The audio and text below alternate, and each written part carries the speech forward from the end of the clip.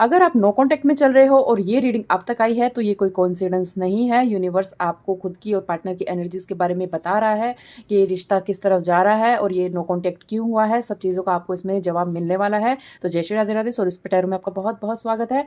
मैंने आपकी एनर्जी के लिए और पार्टनर की एनर्जी के लिए कार्ड्स निकाले हैं। पहले हम आपकी एनर्जीज़ को चेक करेंगे जिससे आपको पता चल सके कि ये रीडिंग आपके लिए है या नहीं है। अगर आप इसे रेजोनेट करते हो तो ये रीडिंग आपके लिए ही है। और जनरल रीडिंग है इसलिए सबसे रेजोनेट हो ऐसा ज़रूरी भी नहीं होता है। तो जितना रेजोनेट हो उतना आपको क्लेम करना है, बाकी का ड्रॉप कर देना है। जेंडर स्पेसिफिक बिल्कुल भी नहीं है, तो लड़का लड़की दोनों इसको देख सकते हैं और बिल्कुल टाइमलेस है। जब भी आपके पास आएगी तब आपसे ये रेजोनेट कर सकती है। तो पहले हम आपकी एनर्जीज़ के लिए कार्ड देखेंगे। तो पहले आपका कार्ड पहला निकल के आया है 2 ऑफ पेंटिकल्स। पहले ही कन्फ्यूजन का कार्ड निकल के आ गया है, ठीक है, जजमेंट। तीसरा कार्ड आपका निकल के आया है पेज ऑफ पेंटिकल्स। अभी पार्टनर्स के कार्ड देख लेते हैं, ठीक है। 7 ऑफ कप्स निकल के आया है, 10 ऑफ वॉन्ड्स निकल के आया है और 9 ऑफ पेंटिकल्स निकल के आया है, ठीक है। सबसे पहले हम आपकी एनर्जी की बात कर लेते हैं। तो इसमें मुझे सबसे पहले जो राशियाँ दिखाई दे रही है वो मैं बता देती हूँ। एरीज, जेमिनाई, लिब्रा, कैप्रिकॉन और पाइसेस, ये आपके पार्टनर की राशि हो सकती है। लेटर्स मुझे दिखाई दे रहे हैं ASMRP और के। इस नेम से इस जो वर्ड है उससे आपके पार्टनर का या आपका नाम स्टार्ट हो सकता है या फिर जो सरनेम है वो हो सकता है। और ये कनेक्शन कई लोगों के लिए ट्विन फ्लेम, कार्मिक पास्ट लाइफ जैसा कनेक्शन भी मुझे यहाँ पे दिखाई दे रहा है। इसलिए इस रिश्ते में इमोशंस थोड़े से डीप हो गए थे। कभी बहुत प्यार लगता था और कभी बहुत ज़्यादा इस रिश्ते में आपको कन्फ्यूजन लगा है। अब बात करते हैं आपकी एनर्जी की। तो यहाँ जो एनर्जी मुझे दिख रही है वो ये बताती है कि आप अभी अंदर ही अंदर आपके ना बहुत कुछ चल रहा है। दिल एक तरफ कहता है कि सब कुछ ठीक हो सकता है, सब वापस नॉर्मल हो सकता है, लेकिन दिमाग कभी कभी बोलता है कि शायद अब सब कुछ ख़त्म हो गया है। ये जो बीच वाली फीलिंग है जिसमें कभी होप होती है और कभी थकान, और वही आप अभी फील कर रहे हो। कभी कभी आप खुद को बिजी रखने की कोशिश करते हो, काम में, दोस्तों में, सोशल मीडिया में, लेकिन सच ये है कि दिल के किसी कोने में वो पर्सन अभी भी बैठा हुआ है आपके। आप चाहे कितना भी नॉर्मल बिहेव क्यों ना कर लो, लेकिन आप उसको बहुत ज़्यादा फील करते हो, बहुत ज़्यादा उसकी याद आती है। उसकी यादें आपके दिमाग से बिल्कुल निकल ही नहीं रही है। आपके अंदर एक एनर्जी ये भी है कि आप लाइफ को बैलेंस करने की कोशिश कर रहे हो। एक तरफ आप अपनी सेल्फ रिस्पेक्ट को संभाल रहे हो और दूसरी तरफ दिल को भी संभाल रहे हो। आपको ऐसा लगता है कि सब कुछ ठीक हो जाएगा। ये सिचुएशन आपको इमोशनल तौर पे स्ट्रॉन्ग बना रही है। पहले शायद आप किसी के लिए बहुत ज़्यादा किसी के लिए बहुत ज़्यादा गिव भी किया है और आपको इक्वल गिव एंड टेक इस रिश्ते में नहीं मिला है। आपने अपने आप को इस रिश्ते में बिल्कुल भुला दिया था, लेकिन अब धीरे धीरे आप सीख रहे हो कि खुद की इंपॉर्टेंस करना भी कितना ज़्यादा ज़रूरी होता है। इस कनेक्शन में एक कार्मिक लेसन भी मुझे दिखाई दे रहा है। कभी कभी यूनिवर्स हमें किसी से दूर इसलिए करता है ताकि हम अपनी वैल्यू को समझ सकें।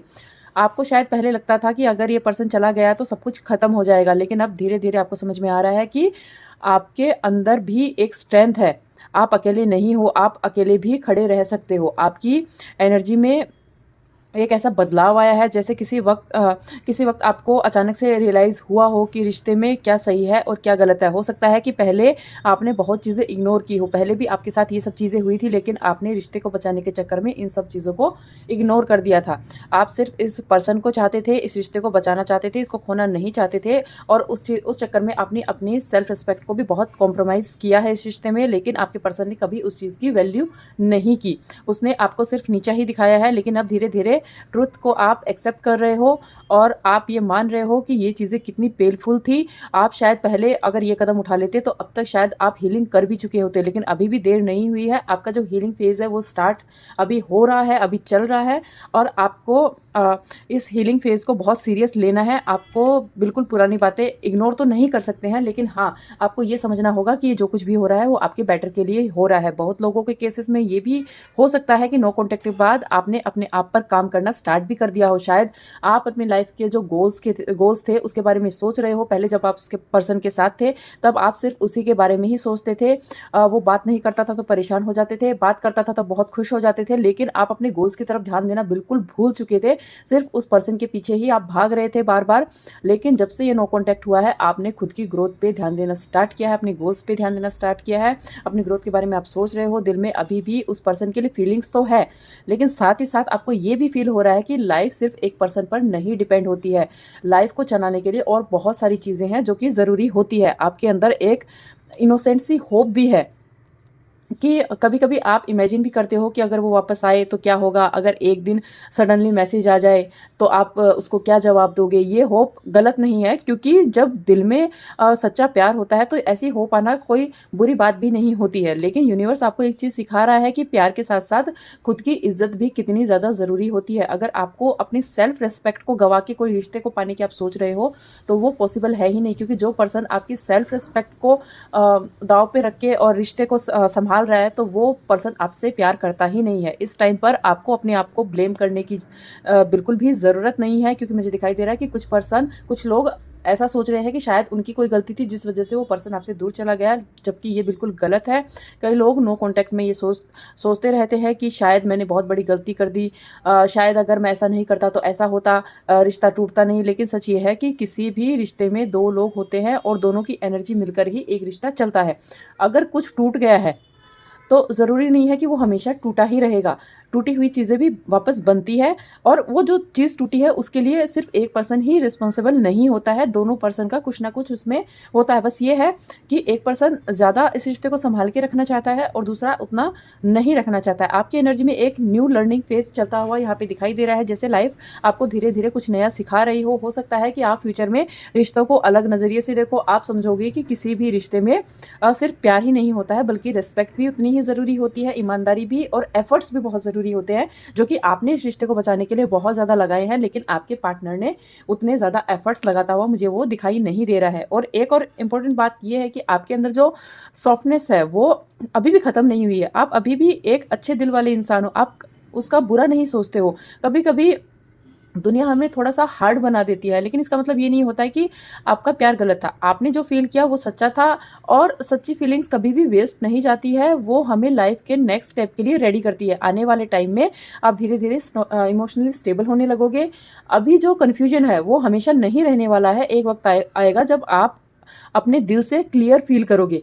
आपको क्या चाहिए और क्या आप डिज़र्व करते हो, उसकी समझ आपको आने लगेगी। इस रीडिंग का मैसेज ये है कि नो कॉन्टैक्ट का फ़ेज़ सिर्फ़ पेन नहीं लाता है, कभी-कभी ये आपकी सेल्फ ग्रोथ के लिए भी आता है। हो सकता है कि आज आपको सब कुछ टूटता हुआ नज़र आ रहा हो, लेकिन यूनिवर्स कभी भी बिना वजह के कुछ भी तोड़ता नहीं है, किसी को दूर नहीं करता है। ये डिस्टेंस के पीछे भी एक रीज़न है, और वो रीज़न आपके अच्छे के लिए ही है। इसलिए अभी के टाइम पे आपको अपनी एनर्जी को सँभालना है, आपको अपने दिल को हील होने देना है। जो फीलिंग्स है उन्हें दबाओ मत, लेकिन अपनी जो लाइफ है उसको रुकने भी नहीं देना है, और धीरे-धीरे आप देखोगे कि आप कितने ज़्यादा स्ट्रॉन्ग होते जा रहे हो इस रिश्ते में। तो अभी मैं आपके पार्टनर की एनर्जीज़ की बात कर लूँ, तो इन कार्ड्स में अगर मैं देखूँ तो मुझे लेटर्स दिख रहे हैं SRAMN और K। राशियाँ मुझे दिख रही है जेमिनी, वर्गो, कैप्रिकॉर्न, टॉरस और पाइसेस। और ये वही मुझे ट्विन फ्लेम कार्मिक पास्ट लाइफ कनेक्शन दिखाई दे रहा है। आपके पार्टनर की एनर्जी को देखें तो सबसे पहले जो फीलिंग्स मुझे दिख रही है वो कन्फ्यूजन की है। ऐसा लगता है कि जैसे उनके दिमाग में बहुत सारे थॉट्स हैं, एक साथ ही चल रहे हैं सारे के सारे थॉट्स। कभी उन्हें लगता है कि उन्हें वापस आना चाहिए, कभी लगता है कि डिस्टेंस ही बेटर है। ये जो अंदर का कन्फ्यूजन है, इसी वजह से वो बार-बार अपने डिसीज़न लेने से खुद को रोक रहे हैं। कई बार आपने भी फ़ील किया होगा कि वो एक टाइम पर बहुत ज़्यादा क्लोज़ हो जाते हैं आपसे, और फिर अचानक से आपसे डिस्टेंस बना लेते हैं। ये बिहेवियर अक्सर तब होता है जब इंसान खुद ही क्लियर नहीं होता अपनी लाइफ में कि उसको क्या करना है और क्या नहीं करना है। दूसरी चीज़, वो रिस्पॉन्सिबिलिटी उठाने के लिए तैयार नहीं होता। उनकी एनर्जी में ये चीज़ मुझे दिखाई दे रही है कि रिस्पॉन्सिबिलिटी और प्रेशर वो उठाना नहीं चाहता है। हो सकता है कि उनकी लाइफ में वर्क को लेके, या फिर उनकी जो फैमिली है, उनकी जो पर्सनल प्रॉब्लम्स है, उनका भी लोड बहुत ज़्यादा हो। कभी-कभी इंसान ऑलरेडी जब प्रेशर में होता है तो वो ऐसे डिस्टेंस क्रिएट कर लेता है, और रिलेशनशिप को हैंडल करना उसके लिए मुश्किल हो जाता है। हो सकता है उन्होंने डिस्टेंस चूज़ किया हो, ना कि इसलिए कि फीलिंग्स नहीं थी, बल्कि इसलिए कि वो सब कुछ एक साथ मैनेज ही नहीं कर पा रहे थे, क्योंकि इतना सब कुछ मैनेज करना उनके बस की बात यहाँ पे दिखाई नहीं दे रही है। उनके दिल में आपके लिए फीलिंग्स कंप्लीटली ख़त्म नहीं हुई है। ऐसा भी नहीं दिख रहा कि वो अपनी लाइफ को भी कंट्रोल में रखना चाहते हैं, आपको भी कंट्रोल में रखना चाहते हैं। वो आपको अपने हिसाब से चलाना चाहते हैं, खुद की लाइफ में फ्रीडम चाहते हैं, लेकिन आपके लिए ये चाहते हैं कि आप उनके हिसाब से चलो। हो सकता है अभी वो अपनी लाइफ को बिल्कुल आज़ादी से जीने की कोशिश कर रहे हो। आपके पार्टनर की एनर्जी में एक फेज़ ऐसा भी दिख रहा है जहाँ वो खुद को स्ट्रॉन्ग दिखाने की कोशिश कर रहे हैं, बाहर से नॉर्मल दिख रहे हैं, कॉन्फिडेंट दिख रहे हैं, जैसे उन्हें फ़र्क ही नहीं पड़ता है। लेकिन अंदर ही अंदर वो भी इस रिश्ते को लेकर बहुत ज़्यादा थक रहे हैं, बहुत ज़्यादा सोच रहे हैं। कभी-कभी वो आपकी यादों में भी चले जाते हैं, लेकिन फिर खुद को रोक लेते हैं। ये भी हो सकता है कि उनके आस-पास अभी ऑप्शंस हो। मतलब लाइफ में बहुत सारी चीज़ें चल रही हो, नए लोग हो, नए प्लान्स हो, नए आइडियाज़ हो, इसी वजह से उनका फोकस जो है वो एक जगह पर टिक नहीं पा रहा है। लेकिन इसका मतलब ये बिल्कुल भी नहीं है कि आपकी इम्पोर्टेंस वो भूल चुके हैं। उनकी लाइफ में अभी भी आपकी इम्पोर्टेंस है, कंप्लीटली ख़त्म नहीं हुई है। उनकी एनर्जी में एक थकान भी मुझे दिखाई दे रही है, जैसे वो इमोशनली बहुत ज़्यादा थक चुके हो, बहुत बर्डन कैरी कर रहे हो। कभी-कभी इंसान जब अंदर से थक जाता है तो वो रिश्ते से थोड़ी दूरी बना लेता है खुद को सँभालने के लिए। और एक चीज़, वो आपको स्ट्रॉन्ग और वैल्यूएबल पर्सन के रूप में देखते हैं। हो सकता है कि उन्हें ये पता भी हो कि आप अपनी लाइफ में अब स्टेबल होने की कोशिश कर रहे हो, इसलिए कभी-कभी वो ये भी सोचते हैं कि शायद आप अब उनके बिना ठीक हो, मूव ऑन कर चुके हो, या आपकी लाइफ में कोई और पर्सन आ गया है। ओवरऑल उनकी एनर्जी में फीलिंग्स कंप्लीटली डेड दिखाई नहीं दे रही है, लेकिन क्लैरिटी भी अभी पूरी तरीके से क्लियर नहीं हो पा रही है। उनके अंदर कभी अट्रैक्शन होता है, कभी कन्फ्यूजन होता है, रिस्पॉन्सिबिलिटीज़ का प्रेशर होता है, और कभी आज़ादी की डिज़ायर होती है। इसलिए नो कॉन्टैक्ट का फेज़ दोनों को अपनी-अपनी लाइफ़ को सँभालने का मौका दे रही है। कई बार क्या होता है कि डिस्टेंस भी बहुत ज़्यादा ज़रूरी हो जाता है, क्योंकि उसी डिस्टेंस जो डिस्टेंस होता है वही हमें रियलाइज़ कराता है कि हमारी खुद की वैल्यू क्या है। आपके लिए मैसेज ये है कि अभी अपनी एनर्जी को आपको स्ट्रॉन्ग रखना है, चीज़ नहीं करना है।